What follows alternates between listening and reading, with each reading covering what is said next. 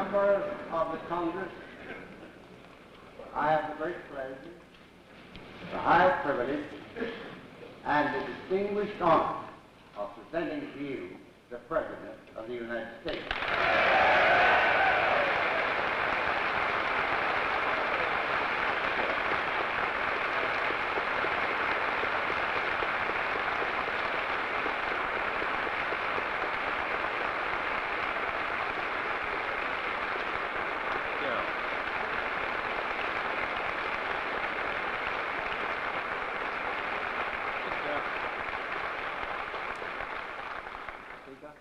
I speak today in an hour of national peril and national opportunity.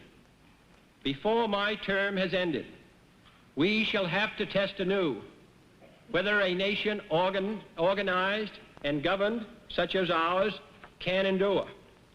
The outcome is by no means certain. The answers are by no means clear. All of us together, this administration, this Congress, this nation, must forge those answers. The present state of our economy is disturbing. We take office in the wake of 7 months of recession, 3.5 years of slack, 7 years of diminished economic growth, and 9 years of falling farm income. Business bankruptcies have reached their highest level since the Great Depression. Since 1951, farm income has been squeezed down by 25%. Save for a brief period in 1958, insured unemployment is at the highest peak in our history. Of some 5.5 million Americans who are without jobs, more than 1 million have been searching for work for more than 4 months. And during each month, some 150,000 workers are exhausting their already meager jobless benefit rights. Nearly 1/8 of those who are without jobs live almost without hope in nearly 100 specially distressed and troubled areas. The rest include new school graduates, unable to use their talents, farmers, forced to give up their part-time jobs which help balance their family budgets, skilled and unskilled workers laid off in such important industries as metals, machinery, automobiles, and apparel. Our recovery from the 1958 recession, moreover, was anemic and incomplete. Our gross national product never regained its full potential. Unemployment never returned to normal levels. Maximum use of our national industrial capacity was never fully restored. In short, the American economy is in trouble. The most resourceful, industrialized country on earth ranks among the last in the rate of economic growth. Since last spring, our economic growth rate has actually declined. Business investment is in a decline. Profits have fallen below predicted levels. Construction is off. 1 million unsold automobiles are in inventory. Fewer people are working, and the average work week has shrunk well below 40 hours. Yet prices have continued to rise, so that now too many Americans have less to spend for items that cost more to buy. In short, whatever is required will be done to back up all our efforts abroad and to make certain that in the future, as in the past, the dollar is as sound as a dollar. Our classrooms contain 2 million more children than they can properly have room for, taught by 90,000 teachers not properly qualified to teach. 1/3 of our most promising high school graduates are financially unable to continue the development of their talents. The war babies of the 1940s, who overcrowded our schools in the 1950s, are now descending in 1960 upon our colleges, with 2 college students for every one 10 years from now, and our colleges are ill-prepared. We lack the scientists, the engineers, and the teachers our world obligations require. We have neglected oceanography, saline water conversion, and the basic research that lies at the root of all progress. Federal grants for both higher and public school education can no longer be delayed.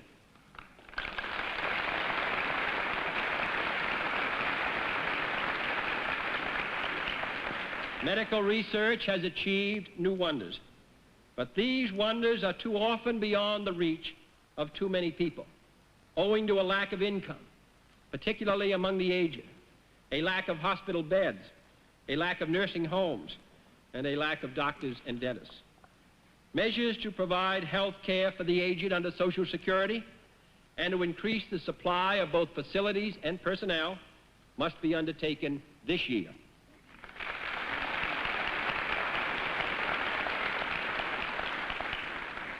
Our supply of clean water is dwindling. Organized and juvenile crime cost the taxpayers millions of dollars every year, making it essential that we have improved enforcement and new legislative safeguards.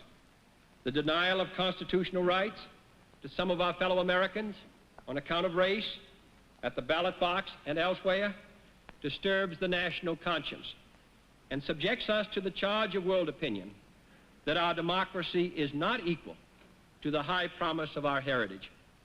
Morality in private business has not been sufficiently spurred by morality in public business.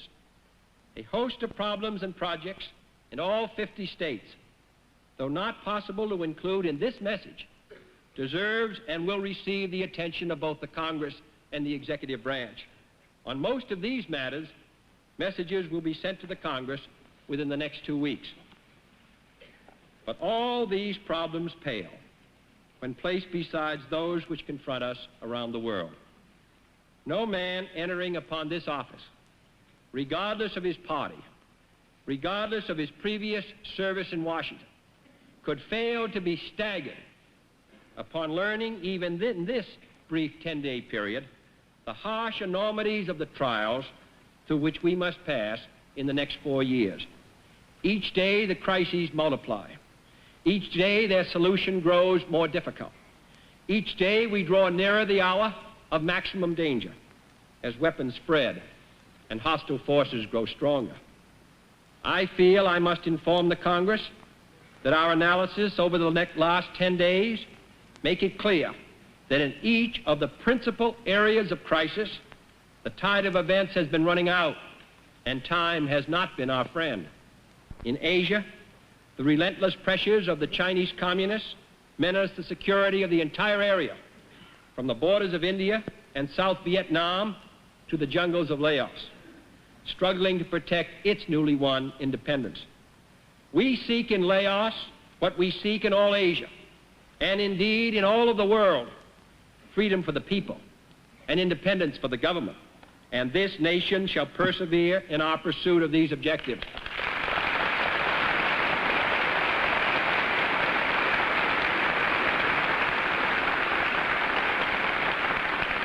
In Africa, the Congo has been brutally torn by civil strife, political unrest, and public disorder.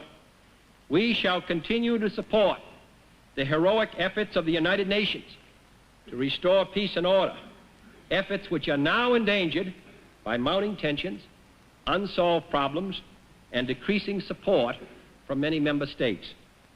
In Latin America, communist agents seeking to exploit that region's peaceful revolution of hope have established a base on Cuba, only 90 miles from our shore. Our objection with Cuba is not over the people's drive for a better life. Our objection is to their domination by foreign and domestic tyrannies.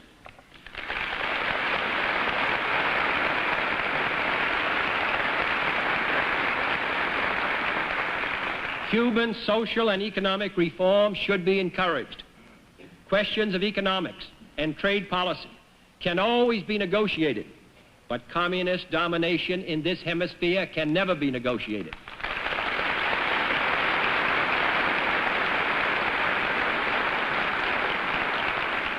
We are pledged to work with our sister republics to free the Americas of all such foreign domination and all tyranny, working towards the goal of a free hemisphere of free governments, extending from Cape Horn to the Arctic Circle.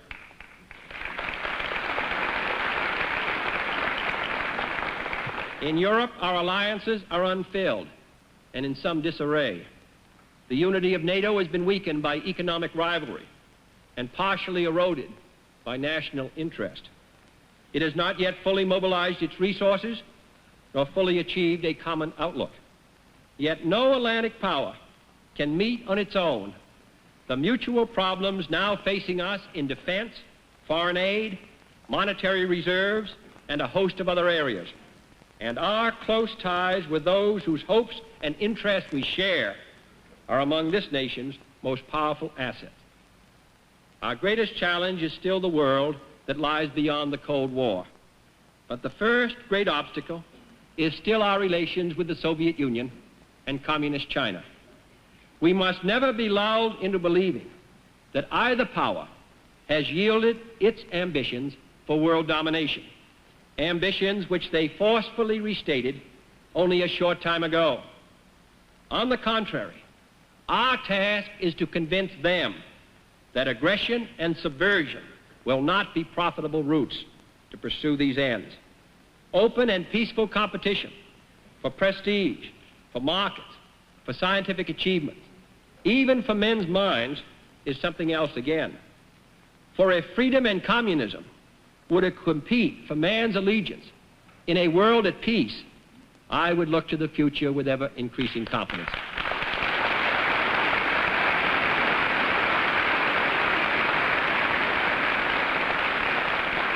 In the meantime, I have asked the Defense Secretary to initiate immediately 3 steps, most clearly needed now. First, I have directed prompt attention to increase our airlift capacity. Obtaining additional air transport mobility, and obtaining it now, will better assure the ability of our conventional forces to respond without discrimination and speed, with discrimination and speed, to any problem at any spot on the globe at any moment's notice. In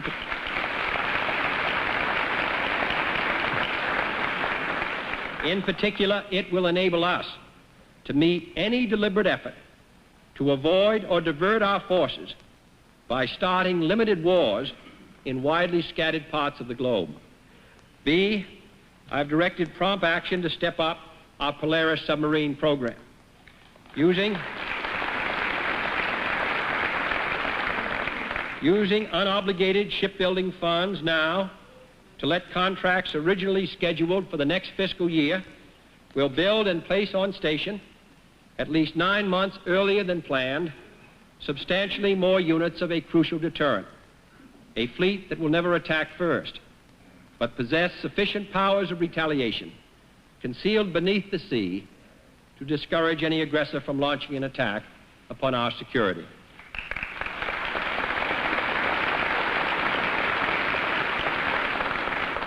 C, I have directed prompt action to accelerate our entire missile program.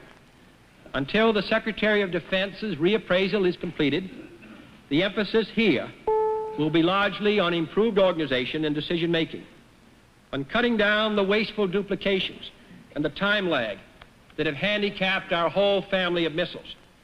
If we are to keep the peace, we need an invulnerable missile force powerful enough to deter any aggressor from even threatening an attack that he would know could not destroy enough of our own forces to prevent his own destruction. For as I said upon taking the oath of office, only when our arms are sufficient beyond doubt can we be certain beyond doubt that they will never be employed.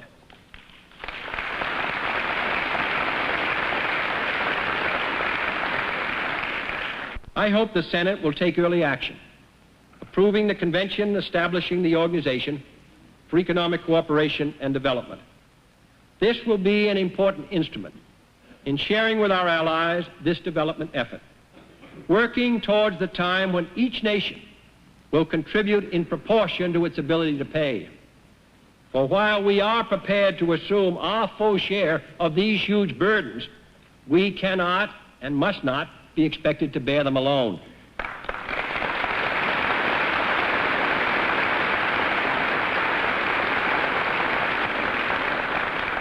To our sister republics of the South, we have pledged a new alliance for progress, Alianza para Progreso.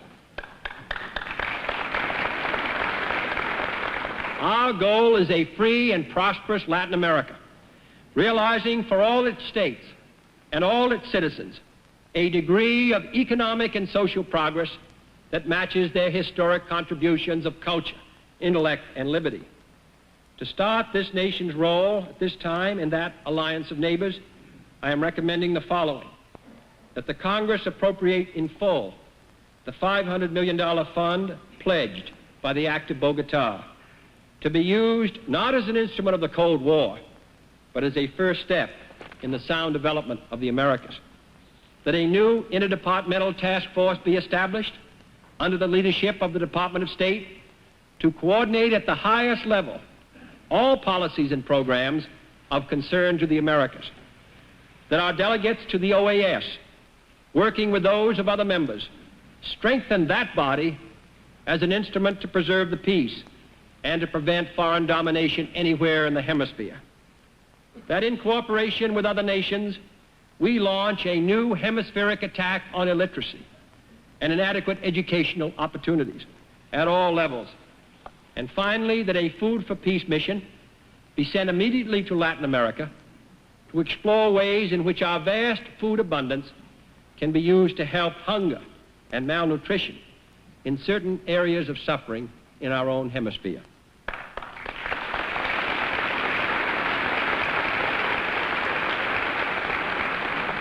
This administration is expanding its Food for Peace program in every possible way. The product of our abundance must be used more effectively to relieve hunger and help economic growth in all corners of the globe. And I have asked the director of this program to recommend additional ways in which these surpluses can advance the interests of world peace, including the establishment of world food reserves. We must sharpen our political and diplomatic tools, the means of cooperation and agreement on which an enforceable world order must ultimately rest. I have already taken steps to coordinate and expand our disarmament effort, to increase our programs of research and study, and to make arms control a central goal of our national policy under my direction. The deadly arms race and the huge resources it absorbs have too long overshadowed all else we must do. We must prevent that arms racing from spreading to new nations, to new nuclear powers, and to the outer reaches of space. We must make certain that our negotiators are better informed and better prepared to formulate workable proposals of our own and to make sound judgments about the proposals of others. I have asked the other governments concerned to agree to a reasonable delay in the talks on a nuclear test ban, and it is our intention to resume negotiations prepared to reach a final agreement with any nation that is equally willing to agree to an effective and enforceable treaty.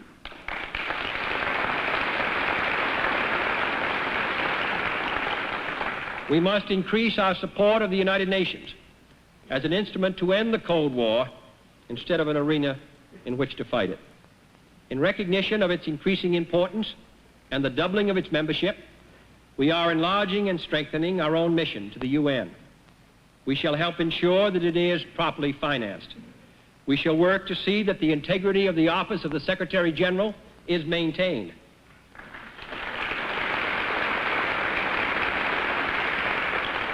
And I would address a special plea to the smaller nations of the world to join with us in strengthening this organization, which is far more essential to their security than it is to ours. The only body in the world where no nation need be powerful to be secure, where every nation has an equal voice, and where any nation can exert influence not according to the strength of its armies, but according to the strength of its ideas. It deserves the support of all.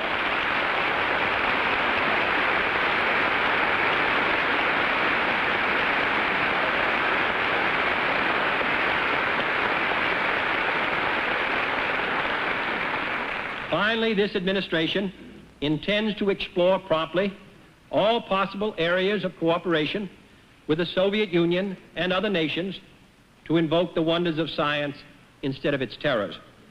Specifically, I now invite all nations, including the Soviet Union, to join with us in developing a weather prediction program, in a new communications satellite program, and in preparation for probing the distant planets of Mars and Venus, probes which may someday unlock the deepest secrets of the universe. Today, this country is ahead in the science and technology of space, while the Soviet Union is ahead in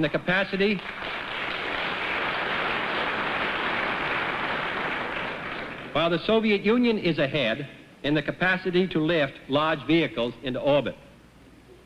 Both nations would help themselves, as well as other nations, by removing these endeavors from the bitter and wasteful competition of the Cold War.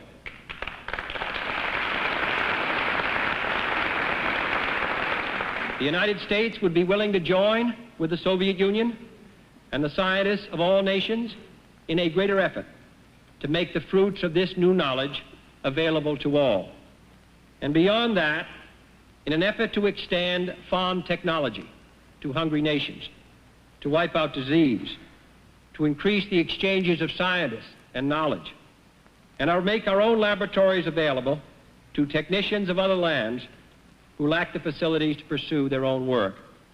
Where nature makes natural allies of us all, we can demonstrate that beneficial relations are possible, even with those with whom we most deeply disagree. And this must someday be the basis of world peace and world law.